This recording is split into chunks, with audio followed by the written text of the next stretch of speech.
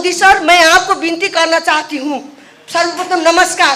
आपको जितना अपने देश का स्वाभिमान को, आप अपने देश को स्वाभिमान को जितने मानते हैं, जितना आपको प्यार है, उतना ही मेरे देश को, मेरे स्वाभिमान, मेरे प्यार है। आप जितना अपने देश को प्यार करते हैं, मैं भी अपने देश को इतना प्यार करती हूँ। खबरदार, आप मेरे देश को दुष्ट नजर से मत देखिए। किसी भी भूभाग आप मेरे देश को लेना चाहते, 1 इंच भूमि भी हम नहीं देंगे, ये हमारा वादा है। क्योंकि मैं नेपाली आमा हूँ। आपके देश में भी किसी समय में झांसी की रानी पैदा हुई थी और हम हमारे देश के काठमांडू की रानी हूँ। अगर आपने मेरे देश को गिद्धे नजर से देखेंगे, 1 इंच भूमि भी लेंगे तो हम नहीं छोड़ेंगे। हम लोग को मजबूर मत कीजिए कि हथियार उठाने के लिए। हम लोग गौतम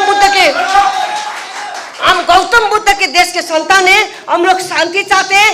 मुझे दुख है, खेद है, जब मेरे राजा भूपू राजा वीरेंद्र राजा ने शांति का प्रस्ताव रखा था, 118 देश ने संबोधन किया, लेकिन आप लोग ने नहीं दिया। क्योंकि आप लोग जानते हैं किसी दिन हम नेपाल को लेने वाला है।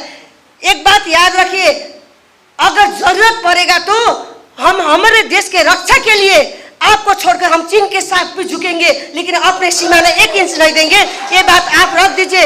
मोदी सर, पटक पटक हम लोग को मूर्ख मत बताइए। रोटी बेटी का संबंध ठीक है, धार्मिक संबंध ठीक है, कल्चर मिलता है, भाषा मिलता है, इसका मतलब नहीं मैं अपने देश को आपके पास नहीं देंगे। हम गुलामी नहीं होंगे।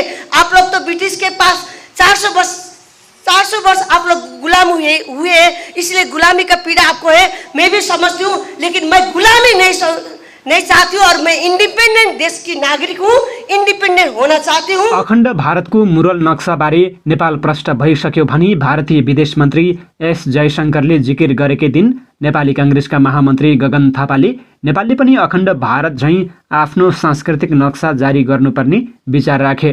काठमाडौँ महानगरपालिकाका मेयर बालिन शाहले त आफ्नो कार्यकक्षमा ग्रेटर नेपालको नक्सै टाँसे। अखण्ड भारतको मुरल नक्साबारे नेपाल प्रष्ट भइसक्यो भनी भारतीय विदेश मन्त्री एस जयशंकरले जिकिर गरेपछि भारतबाटै काठमाडौँ महानगरपालिकाका मेयर बालिन शाहले आफ्ना कर्मचारीलाई फोन गरेर ग्रेटर नेपालको नक्सा आफ्नो कार्यकक्षमा टाँस्न लगाएका थिए। यस्तै उनले अब आउने निर्वाचनमा ग्रेटर नेपालको नक्सा लिएर अघि बढ्ने बताएका छन्। उनले ग्रेटर नेपालको भूभाग फिर्ता हुनको लागि सुगौली सन्धि खारेज भइसकेकाले टिस्टादेखि काङ्गडासम्मको भूभागमा नेपालको दाबी तथा अधिकार पुग्ने उनले बताएका छन्। यस्तै प्रमुख विपक्षी दल एमालेका अध्यक्ष केपी ओली, राष्ट्रपा सभापति रवि लामिछाने संसदमा बोलेका टिप्पणीबाट थाहा हुन्छ जयशंकरले दाबी गरे झैँ नेपाल प्रष्ट भइसकेको छैन। यतिखेर नेपालमा अखण्ड भारतकै जस्तो ग्रेटर नेपालको नक्सा बनाएर राख्नुपर्छ भन्ने मत दोब्बर बन्दैछ।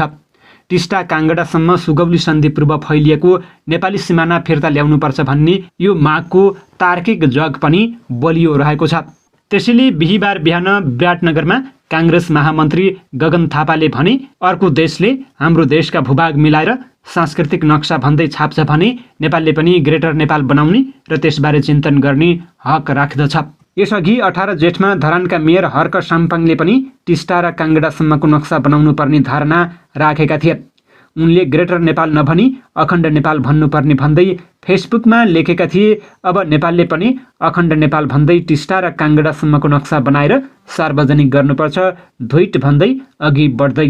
2 दिन अघि संसदमा बोल्दै एमाले अध्यक्ष केपी ओलीले भनेका थिए ग्रेटर भारतको उद्देश्य यही हो भनेर त्यहाँका मन्त्रीहरू बोलिरहेका छन्।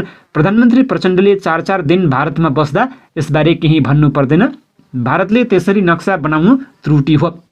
सांस्कृतिक भनेर राष्ट्रका नक्साहरूको सम्बन्धमा सीमा नबनाइकन यस्तो ढङ्गले फस्नु हुँदैन थियो। यसमा प्रधानमन्त्रीको अडानहीनता देखिएको छ। पछिल्ला केही दिन यता संसदमा शीर्ष नेताहरूले बोलेका अनि काठमाडौँका मेयर बालिनले कार्यकक्षको भित्तामा टाँसेको ग्रेटर नेपालको प्रति बहस काउन्टर डिबेटको घनत्व र सतहीपना दुवै एकैपटक छर्लङ्गिरहेको छ। यसको पृष्ठभूमिमा अघिल्लो साता भारतले नयाँ संसद भवनमा टाँसेको अखण्ड भारतको मुरल नक्सा छ, जहाँ नेपाल, पाकिस्तान, बङ्गलादेश लगायत देशमा पर्ने भूभाग समेटिएका छन्। बङ्गलादेश र पाकिस्तानले भारतसँग औपचारिक रूपमै यसबारेमा जानकारी माग गरिसकेको छ।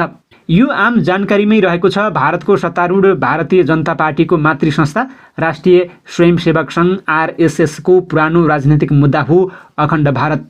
हाम्रो प्रधानमन्त्रीले यहाँ आएर भन्नुभयो मैले उठाएँ नक्साको कुरो त्यहाँको संसदमा राखेको, तर हिजो भारतीय प्रधानमन्त्री के अरे भारतीय विदेश मन्त्री र भारतीय विदेश मन्त्रालयका प्रवक्ताले पनि पत्रकार सम्मेलन गर्दै प्रश्न के भने भन्नुभएको छ भन्दाखेरि त्यहाँको विदेश मन्त्रीले मैले यो बङ्गलादेशले नि उठायो, पाकिस्तानले पनि उठायो, नेपालले पनि उठायो, तर हाम्रो मित्र देश नेपालले चित्त बुझाइसक्यो कि नेपालले चित्त बुझाएको हो।